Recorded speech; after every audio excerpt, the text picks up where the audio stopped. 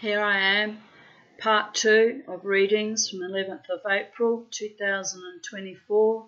It's now 5:13 p.m.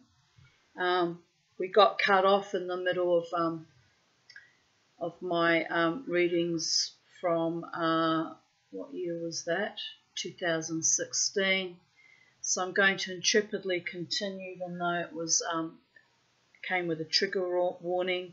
So as I said when presenting that particular reading, if you're in a delicate mental state and don't want to hear about subjects of child sexual abuse, domestic violence and or rape, or have any of those triggers, go away, have a cup of tea and come back later, or watch this at another time when you're feeling stronger. You don't have to go through my woundings. It's bad enough that I have to live with it, right? But I continue on. Not happy about my iPhone storage cutting me off halfway again, but it is what it is. I'm going to have to... I already deleted heaps, but I'm going to have to delete a lot more. It's starting to really grind my gears, but it is what it is. Me and technology don't always get along, people. So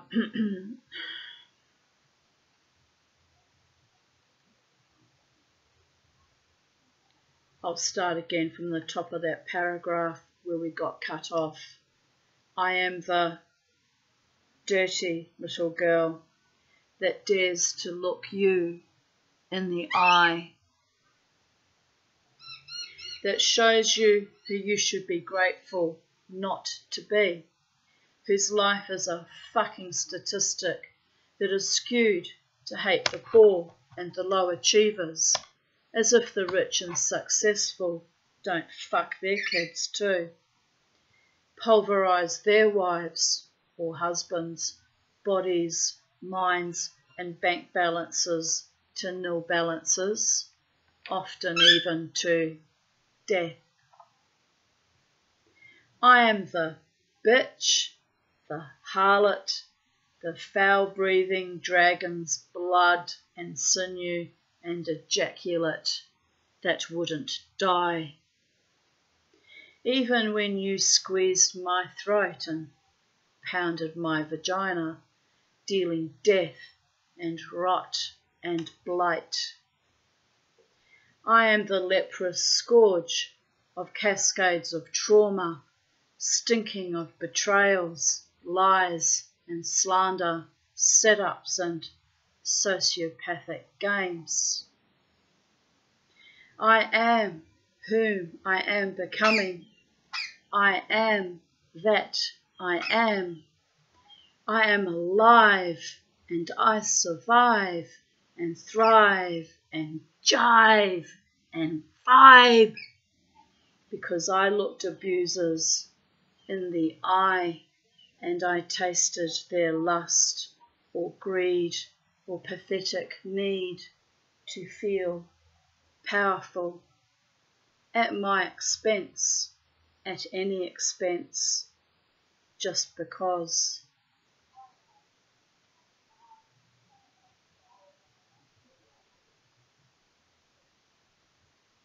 I dance in my garment of freedom and light, no longer a smiling, capricious, mask-wearing, obedient serf. I am queen of my own survival. I wear the cloak of your condemnation, judgment, fucking elitism. But the queen of the damned outranks you by 1,000 to 1. So now it is done. My heart goes on, and I belong. Pesach is coming on April 22, which is interesting because it's coming again on that date this year. The angel of death smiting the firstborn of Egypt. Paint your lintels with the blood of the innocent. Look busy. Time to clean house. Ah well, at least it didn't fall on my birthday this year. I can eat cake, guilt-free Chomet stick opulence. Here I posted an article by upliftconnect.com, The Cosmic Joke Behind Enlightenment, and I commented, I am the fool, the Heyoka, the woman who runs with the wolves. The laughter goes on. Rejoice. They tried to kill us, degrade us, shun us, destroy us. We won. Let's eat.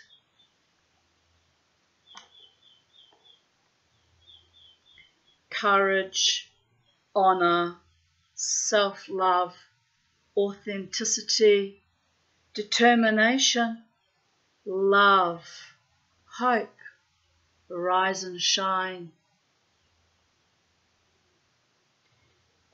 It's been an emotional weekend. I had a great time Saturday night, even though my usual suitors, aka stalkers, upped the ante and were rather persistently annoying, bless them. Two invited me home for a cooked dinner in honour of my birthday. Nice men, but I really don't fancy being part of the dessert menu. One got a little too intimate. I had to gently remove his hand from around my shoulder. Ugh, this is the same dude I had to unfriend as he kept asking to come to my house, or to his. Yup, he is keen, but as is usual in my weird, non-existent love life, I am not interested in that level of intimacy. Partly because I'm still in love, and partly because I don't want to be used and abused or manipulated, taken control of, finagled, possessed, obsessed over, or cornered. I just want to live my life, be happy, fly above the clouds, and wait for the man who doesn't make me feel icky. Is that even possible? Not one of my suitors offered me a drink, but they are quick to lay claim to me. What a fucking liberty. Thank God for my two women friends who do spoil me when they can. No creepy sexual or control dramas there.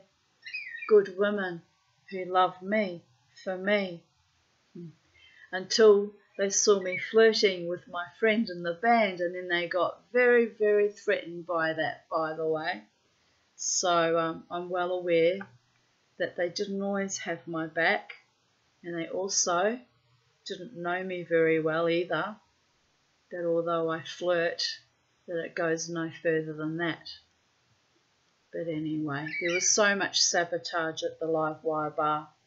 You know, even if it were a single man that was available, if I even looked at anyone, they would immediately stymie or sabotage. They were quite determined to make sure that I was not allowed a love partner, which explains why in 13 years of dancing in that space, I never found anyone suitable, right? That's how much sabotage was going on.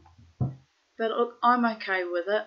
It kept me safe and pristine and grown to my own femme fatale persona and my own beauty again, and keeps me safe for the man who truly does love me and want to build a life with me when I eventually meet that person, or when that person reveals his true intentions towards me, however it works, because you know, I'm still single and I'm still available, but I'm not overtly or actively trying to find anyone. I'm just dancing and living my best life as I always do.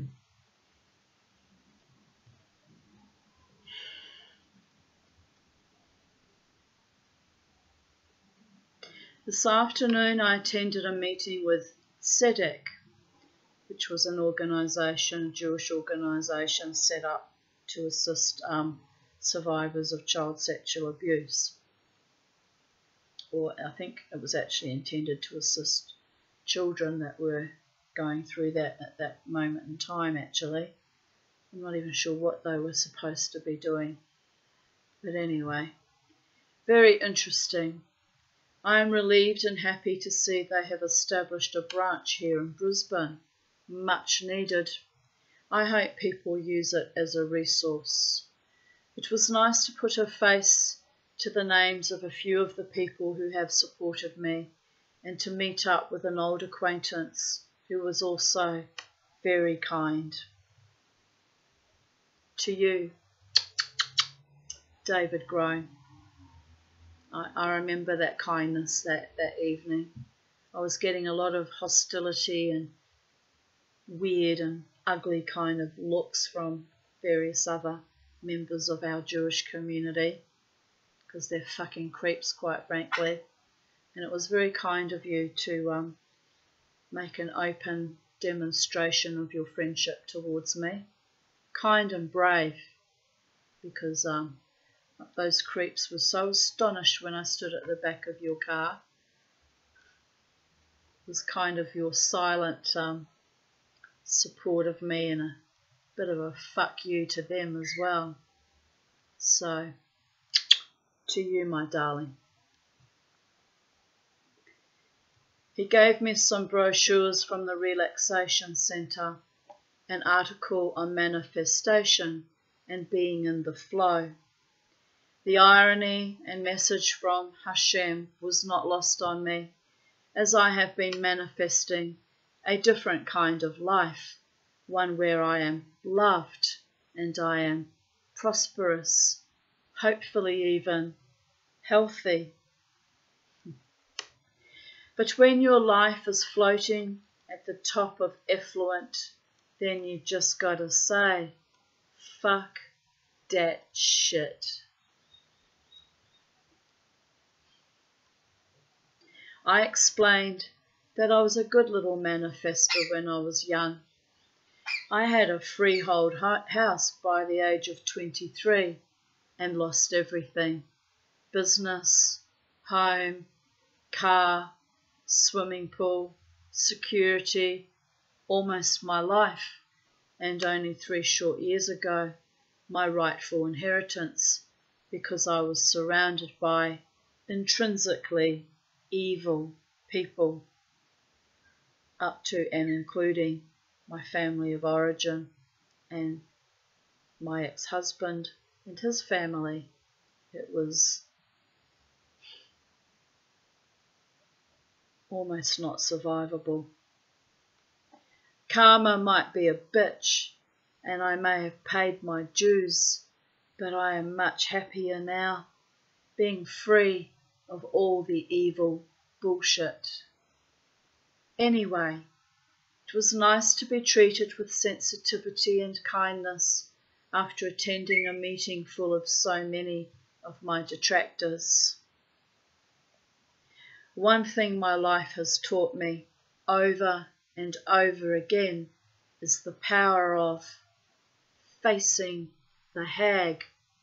Of course, good, kind, genuine people more than make up for the cruddy ones. I just wrote to Doc Martens. I want my boots back. Well, to buy another pair exactly the same. I loved them so. They were the symbol of my freedom and triumph over adversity. My studded stiletto Doc Marten boots. They were fabulous, darlings. They were also edgy, comfortable, and I had so much fun in them.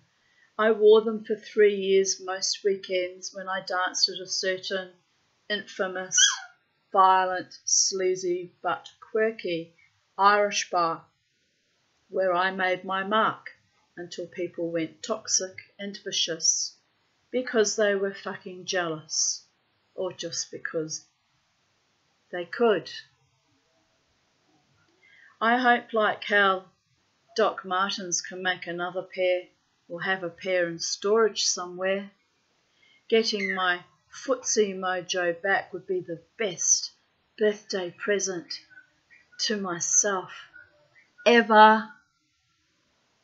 Mind you, the mojo is not my boots, corsets, or skirts, or flowers in my hair. It comes from my spirit and attitude. I bite life in great chomping gulps, no half-chewed, half-bitten, underdeveloped desires. Life might have chewed me up and spat me out more times or incarnations than I would have consciously chosen, but by the gods, I will eat my repast and enjoy every meal on my personal Shulchan Aruch until I die, in brackets, diet.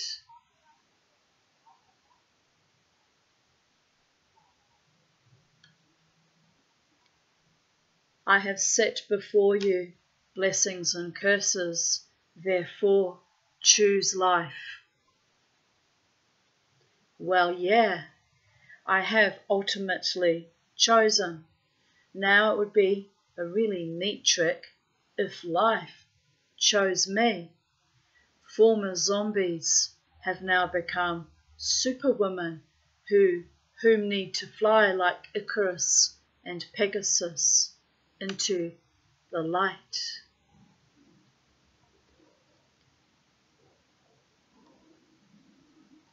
Here I made a comment, must have been on a meme, but the meme's been deleted or whatever. But I wrote, good advice. Coughing and laxatives, involuntary sphincter muscular movement and explosive expression. Lovely. 11th of April 2011. I stayed up until 4 a.m. last night, feeling very fragile. Woke up at 2:40 p.m. today, feeling very calm and peaceful, almost serene. I've been decompensating quietly ever since. I wish I had money to go out and get completely stonkered. Not that it would make me any better, but it would be good to blow out the cobwebs in my brain. And I must have been really struggling at that point in time because I never ever get drunk when I go out because it's not safe to do so. I reserve getting drunk for when I'm at home, safe, with friends or on my own.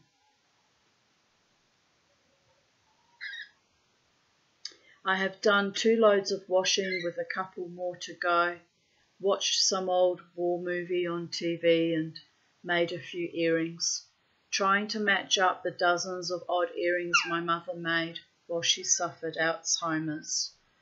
It's a huge cosmic joke because she has made them so very close, but with one bead or crystal different, so they are useless as pairs. I almost think she did this on purpose, so I'd have to remake everything if I want to wear and or sell them, laughing out loud. She'd be up there laughing her ghostly ass off because she always wanted me to go into the costume jewellery business with her.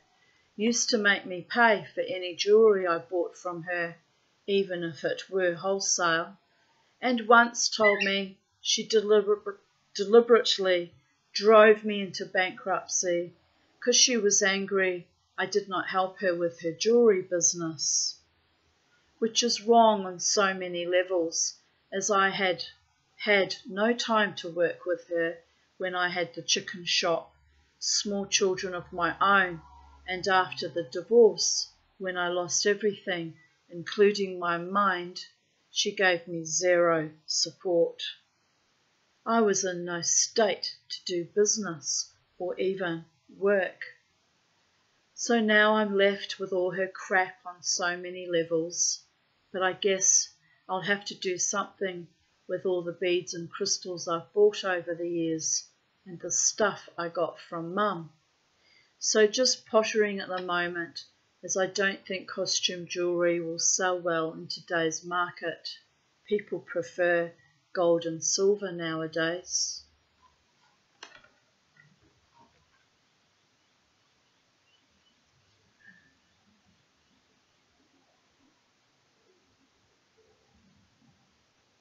Here's me, a photo of me back in 2011. Don't know if you can see it clearly. And it's when I still had my mother's old couch. And there's my daughter's painting that is on the opposite wall now. And yeah, still pretty much look the same. I'm still just as plump, but older now. It's amazing. I'm glad I got rid of that couch though. It had so much of my mother's energy attached to it that when I actually put it out on the street, there was poltergeist activity for about a week after. She did not like me getting rid of that couch. Shiny pennies, copper and brass. I've been polishing my copper and brass pots and thinking about the patina that is formed by the oxidization of metals and in humans by life experience. My patina must shine because there are a few who love me, take me out for a spit and a polish, but value me even more than I value myself at times. So thanks. Nothing is more beautiful than being adored and valued and being proud of. I love those who are keeping it real and are real with me. Living an authentic life in freedom and love is the only life I want to live. Update 2022. I cleaned some of my copper pots and kitchenware a few days ago. Copper is attributed to Venus, the goddess of love. Everything always flows beautifully when my copper is clean. It also looks beautiful and sparks joy in my kitchen.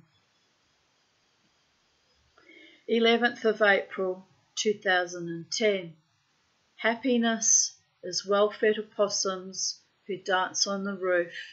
Well, I guess it's almost fiddling on the roof, or piddling or diddling. 3 contented cats and a satisfied dog who had, gasp, 2 walks in 2 days. A clean fish pond with some sociable fish and a well-fertilized garden. Now I just have to sort my own life out and brush my hair occasionally, and it will be sweet. And my friend Margot Salem wrote, "Sounds like all is well in your place, Tanya. I had a possum visitor and through my shutters stole a pear from the fruit dish, half ate it and dropped it on my Turkish rug as a clue to its visit. Naughty." And Nanny Dubs, who is my friend Tanya, that we met when we in the maternity ward when we'd given birth to our first children, wrote, "That is bloody fantastic. Join a gardening club, meet some new friends, and get some gardening tips and let us know all about it, ha ha ha." And I replied, "I never want to belong to a club that would have me as a member." Groucho Marx, laughing out loud. I already do a lot of planting and lately fertilizing, which I realized recently actually makes a huge difference. My plants are all ecstatic and growing madly, a lovely sight. I don't go out much or join clubs. This was back in 2010, people. I keep my friends very few and select and enjoy my life as it is, far from perfect, but how I've learnt to come to terms with it, laughing out loud. Jared bought me 2 lovely plants for my garden today, a cardinal creeper vine and a jasmine that I'm going to grow over an old wicker chair and try to train it into the chair shape, so I am thrilled. Gail bought me a lovely bottle of Bailey's, which is a real treat, as I haven't bought a nice liqueur in years, so I'm saving it up for my birthday soiree on Monday. Woohoo! 11th of April 2009. Well, I French kissed the morning. So far it tasted kind of mouldy, but it has been raining here for 3 days. And on that note, thus concludes my readings of Even Date, and